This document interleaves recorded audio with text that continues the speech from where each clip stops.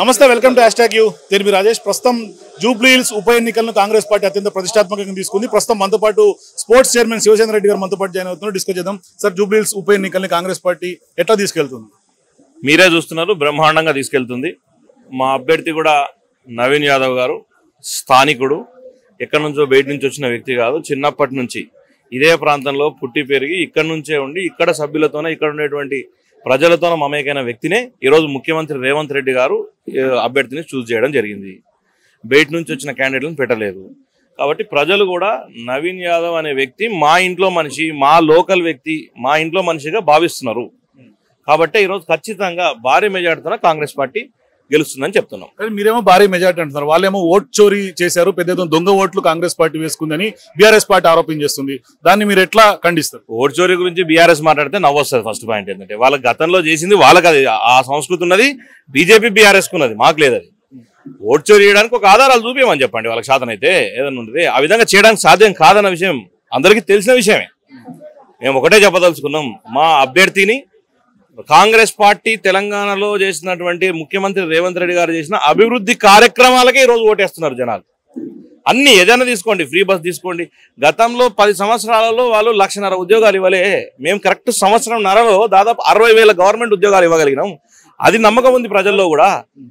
ఉచిత బస్తో పాటు ఎన్నో కార్యక్రమాలు, సన్నబియ్యం ఎప్పుడు లేని పథకాలని ఇంప్లిమెంటేషన్ ఈరోజు తీసుకురావడం జరిగింది. కాబట్టి ప్రజలకు ముఖ్యమంత్రి రేవంత్ అన్న మీద ఉన్న నమ్మకంతోనే ఎలక్షన్ జరుగుతుంది. రేవంత్ అన్న మీద నమ్మకంతోనే ఈ భారీ ఎత్తున ఈ రోజు ఇక్కడ గెలిపించడం. మీరేమో అన్ని హామీలు నెరవేర్చినాం అంటున్నారు, కానీ వాళ్ళేమో బాకీ కార్డులు పంచుతా ప్రజల్లోకి ఖచ్చితంగా కాంగ్రెస్ పార్టీ నాయకులు నిలదీయమని కోరుతా ఉన్నారు. బాకీ కార్డుల గురించి వాళ్ళకి సిగ్గుండాలి. ఇంతనన్న హరీష్ రావు కన్నా సిగ్గుండాలి, కేటీఆర్ కన్నా సిగ్గుండాలి. మరి గతంలో 3 ఎకరాలు దళితులకు ఇస్తానో ఇచ్చినవా? గతంలో అదేందో నిరుద్యోగ భృతి ఇస్తానో ఇచ్చినవా? ఇట్లా చెప్తే చాంతాడంత లిస్టు తీస్తా నేను. అసలు గట్టిగా మాట్లాడితే ముఖ్యమంత్రినే దళితుని చేస్తాను, అదే చేయలే. అదే ఫస్ట్ బాకీ కాడ మొదలు పెడితే లాస్ట్ వరకు తీస్తే చాంతాడు వెళ్తుంది వాళ్ళది. అది వాళ్ళ బతుకు. వాళ్ళు మాట్లాడితే నవ్వుతాడు ఎవడన్నా.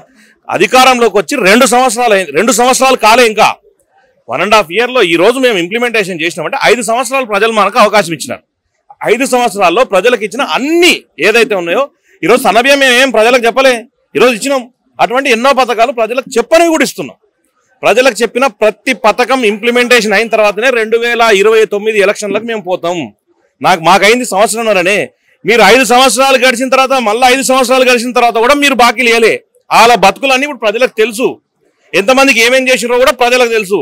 కాబట్టి ఎందుకంటే ఇంటికో ఉద్యోగం ఇస్తాను ఏడిచ్చినాను, ఊరికో ఉద్యోగం ఇవ్వలే. అది మీ బతుకులు. మీరు మాట్లాడితే నవ్వుతారు జనాలు. ఆల్రెడీ ప్రజలు చూస్తున్నారు అన్ని విషయాలు, ప్రజలకు తెలుసు. కాబట్టి ఆ ప్రజలకు ఇదే ఓటుతోనే ఇదే జూబ్లీ హిల్స్ నియోజకవర్గం నుంచే బుద్ధి చెప్తారు వాళ్ళు. మీరేమో ఖచ్చితంగా ధీమా వ్యక్తం చేస్తున్నారు, ప్రజలు రేవంత్ అన్న మీద నమ్మకం అంటున్నారు, స్థానికుడు అంటున్నారు నవీన్ యాదవ్ని. కానీ ఇదే నవీన్ యాదవ్ మీద కాంగ్రెస్ పార్టీ అభ్యర్థి మీద చాలా వరకు బీఆర్ఎస్ పార్టీ ఆరోపణలు చేస్తున్నారు. ఆరోపణలు ఎట్లా చూస్తారు? బీఆర్ఎస్ పార్టీ చేసేది ఓన్లీ ఆరోపణలే. కానీ మీరు ప్రజల్లోకి వెళ్ళండి, ప్రజల్లోకి వెళ్తే నవీన్ యాదవ్ అనే వ్యక్తి స్థానికుడు, మావాడు, మా ఇంట్లో పిల్లగాడు అంటున్నారు. వాళ్ళు రౌడీ వర్సెస్ లేడీ అంటున్నారు. రౌడీయుజం ఏడ చేసిండ్రు?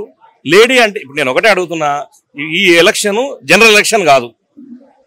దురదృష్టవశాత్తు ఇక్కడున్న శాసనసభ్యుడు మరణించడం వల్ల ఈరోజు ఈ ఎలక్షన్ వచ్చింది. ఈ ఎలక్షన్లో మా అభ్యర్థికి ప్రజల్లో తిరిగిన అవకాశం ఉంది,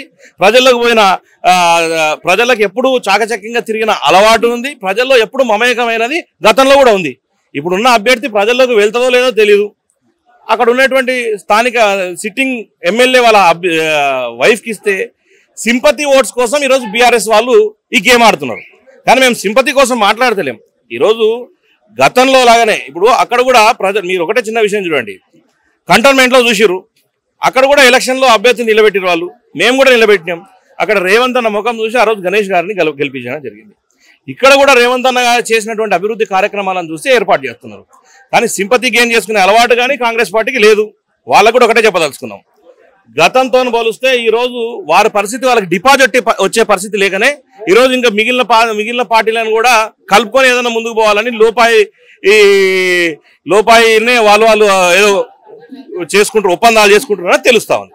ఇంకా వాళ్ళకి ఆ భయం పడుతున్నప్పుడు మేము ఏం మాట్లాడేది ఉంటుంది. కానీ మీ గతంలో మాజీ ఎమ్మెల్యే అంటే మీ పార్టీ గత నాయకుడు మాజీ ఎమ్మెల్యే విష్ణు జూబ్లీ హిల్స్ లో నేను బతుకుండగా కూడా కాంగ్రెస్ పార్టీ జెండా ఎగరేది లేదని ఆయన నిన్ను తాజాగా చేసినటువంటి వ్యాఖ్యలు, దాన్ని ఎట్లా చూస్తారు? అది వారి వ్యక్తిగతమైన విషయం, ఆయన మాట్లాడవచ్చు. వారు ఈ రోజు మా పార్టీలో లేడు. ఇప్పుడు బీఆర్ఎస్ పార్టీలో ఉన్నప్పుడు బీఆర్ఎస్ గురించే పోవడాలి కదా, అది సర్వసాధారణం. మీ పార్టీ జెండా ఎగరనివ్వరు అంటున్నాడు. వాళ్ళ పార్టీ జెండా ఎగరనిచ్చేది కాంగ్రెస్ పార్టీ కార్యకర్తలు. ఇక్కడ కాంగ్రెస్ పార్టీ చాలా బలంగా ఉన్నది. కాకపోతే ఇన్ని రోజులు దాన్ని అణిచివేశారు.